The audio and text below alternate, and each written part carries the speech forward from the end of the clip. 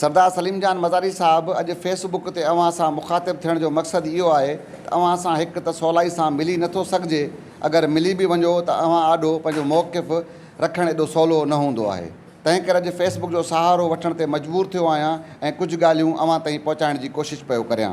मुंहिंजा साईं अवां जे ॿिनि नुमाइंदनि खे कश्मीर वासियुनि वोट ॾेई MNA ऐं MPA बणायो, इन उमेद सां त इहे चूंडियल नुमाइंदा पंहिंजे अवाम जी परघोर लहण सां गॾु इलाइक़े जी तरक़ी लाइ कमु पिणु कंदा।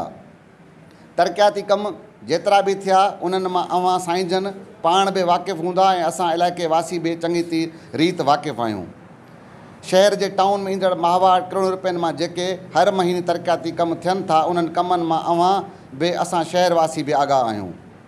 इन्हनि सभिनी क़िसनि मां वाक़िफ़ु हूंदे बि रोज़ानो गंदे पाणीअ मां गुज़री ख़ामोशी सां निमाज़ पढ़ण बि वञूं था, गंदगी बदबू हूंदे नक ते हथु ॾेई उतां गुज़री बि वञूं था।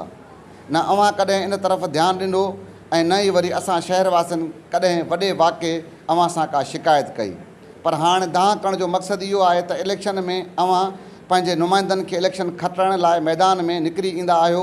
बाक़ी 4 साल अवां वटि ईंदड़ शिकायतुनि खे इहो चई टारे छॾींदा आहियो त मां को MNA या MPA न आहियां, वञो चूंडियल नुमाइंदनि सां मिलो। पर मूंखे चङी रीति ॼाण आहे त ईंदड़ इलेक्शन में वरी बि अवां पंहिंजे नुमाइंदनि जी इलेक्शन मुहिम हलाईंदा ऐं अवां खे ई माण्हुनि सां मुखातिबु थियणो पवंदो। तंहिं करे अगरि अवां खे शहरवासियुनि, सहाफ़ियुनि, समाजी कारकुननि खां का रंजिश आहे त पंहिंजी हिकु लठबरदार फोर्स ठाहियो, पोइ जंहिं बि शहरी दुकानदार, सेठ, सहाफ़ी, रेड़ी वारे ते कावड़ अथव उनजो मथो फाड़ायो। अगरि बची बि वियो त खेसि ख़बर त हूंदी त मज़ारी साहब हमिलो करायो, पोइ उन जी मर्ज़ी अवां जे नुमाइंदनि खे वोट ॾे या न ॾे। हिते त ज़ुल्म इहो आहे त अवां जे चूंडियल नुमाइंदनि हिकु सरकारी टाउन ऑफिसर मुक़ररु करायो आहे। टाउन ऑफिसर साहब खां पंहिंजो कमु त थिए कोन थो, संदसि कमु रिटायर्ड थियल संदसि वालिद पियो संभाले ऐं शहर उजड़ियल आहे।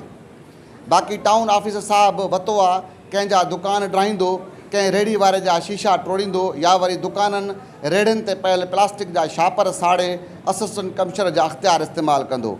अगरि अञा बि दिलि नथी ठरेसि त राति जो चुको पी सहाफ़ियुनि खे गारियूं थो ॾे। हाणे फ़ैसिलो अवां जी कोर्ट में आहे। मूं सुभाणे कोसो ऐं असीं शहरवासी अवां जे जवाब जा मुंतज़र रहंदासीं।